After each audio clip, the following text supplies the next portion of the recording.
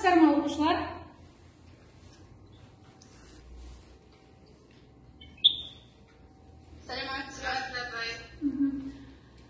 Оқушылар, бүгінгі сабағымыздың тақырыбы Абайдың 17-ші қара сөзі. Оқу мақсаты көркем шығармадағы кейіпкерлер жүйесін жинақтау мен даралау. Оқушылар, Абай кім? Қане? Абай кім?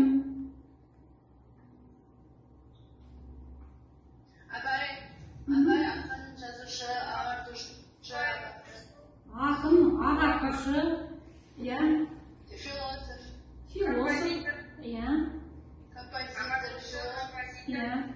композитор, сазгер, жақсы.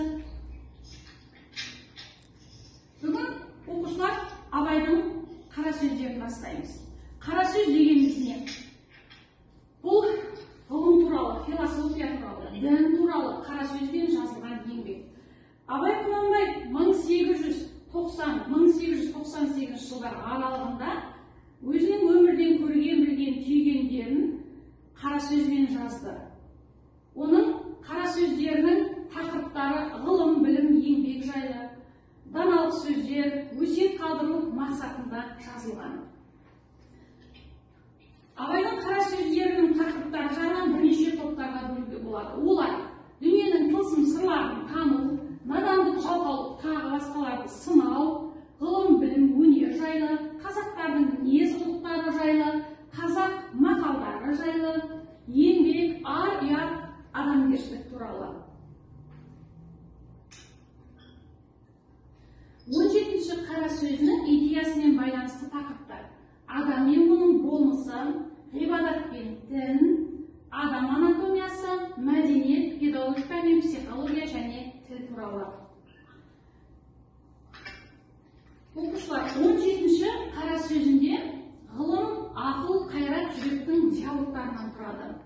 Яғни қайрат, ақыл, жүрек ғылымға келіп жүгінеді.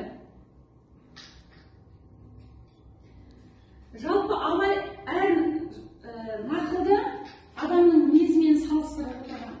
Мысалға, қайрат айтыпты. Қайрат дегеніміз күш, жігер, қажыр, қуат дейді.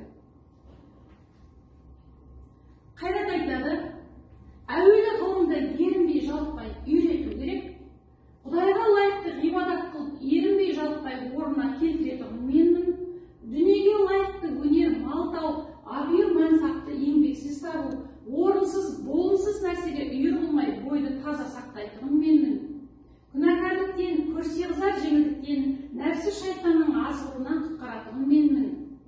Адасқан жолға бара жатқан бойды қайта жиғызып алатын мен емеспін бе дейді. Ал ақыл айтады: дүниеге, ақыретке не пайдалы, не залалды болса білетұғын менмін. Ғылымның сөзін ұғатұғын менмін. Менсіз адам пайданы іздей алмайды, залалдан қаша алмайды дейді. Ал жүрек айтады: мен адамның денесінің патшасымын. Қан менен тарайды, жан менде мекен қылады, менсіз тірлік емес. Жақсылыққа ел жүрек еретұғын менмін. Жаманшылықтан жиреніп тулап кететұғын менмін. Тоқ кісіге кедейдің, кемсіздің, аштың күй жайын ойлатып, жанын аштып, төсегінде дөңбек ішетін менмін. Үлкеннен ұят сақтап, кішіге рахым қылдыратұғын менмін. Әділет, мысат, ұят, рахым, мейірбаншылық менде дейді.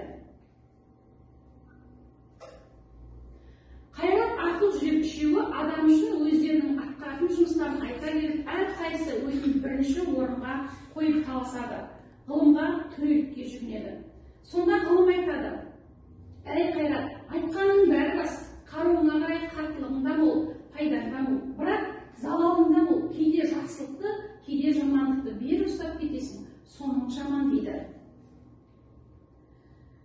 Ақыл айтады: әй ақыл, айтқанның бәрі рас, жаратқан тәңірінде сені танытасың, жаралған екі дүниенің жайында сен білесің. Бірақ сонымен тұрмайсың, амал да, айла да сенен шығады. Жақсының да, жаманның да сүйенгені сен, екеуінің іздегенін тауып беріп жүрсің, соның жаман дейді. Сонда ғылым былай дейді: сонда билеушің, әміршің жүрек болса жарайды. Осы үшеуің басыңды қос, бәрін де жүрекке биле. Осы үшеуің бір кісіден менің айтқанымды айта алсаңдар, ең қасиетті адам сол дейді.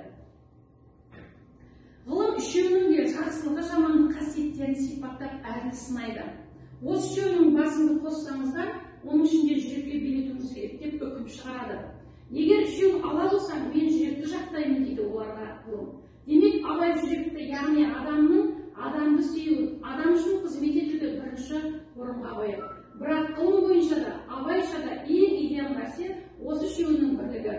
Яғни ақыл, қайрат, жүрек үшеуі бір болса, онда ең қасиетті адам сол дейді абай. Балалар, не 17-ші қара сөзбен танысып шықтық.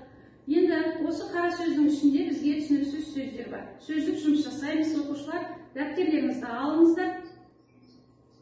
Мағыналық, яғни мақсат, мұрат деген мағынаны білдіреді. Ақырет, о дүние, машқар деген мағына. Қағида, көркем сөз, дана сөз немесе асыл сөз деген мағынаны береді. Нәпсі, жан, рух, нәпсі. Балалар, келесі. Абайдың қара сөздерінде айтылған пікірлерді түйіндей келе, адам қандай болу керек дейді. Өзің нені енгізер едіңіздер оқушылар? Адам қандай болу керек? Қане оқушылар?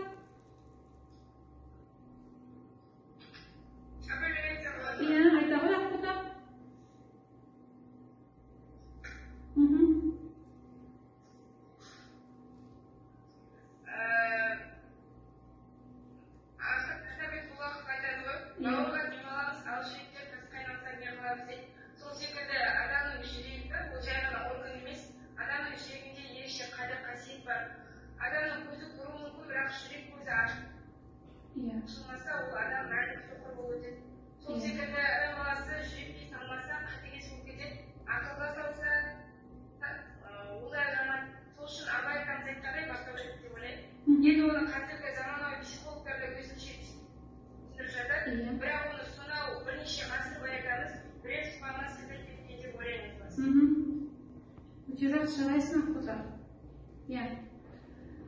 Жалпы, адам қандай болу керек? Білімді, төзімді, жігерлі, адал, арлы, зерек, иманды, елжанды, өз ұлтын сүйетін адам болуымыз керек екен, оқушылар. Оқушылар, бүгінгі сабағымыздың оқу тапсырмасы 17-ші қара сөздің тәрбиелік мәні деген тақырыпта шағын эссе жазып келесіңдер. Бүгінгі сабағымыз аяқталды, оқушылар. Сау болыңыздар.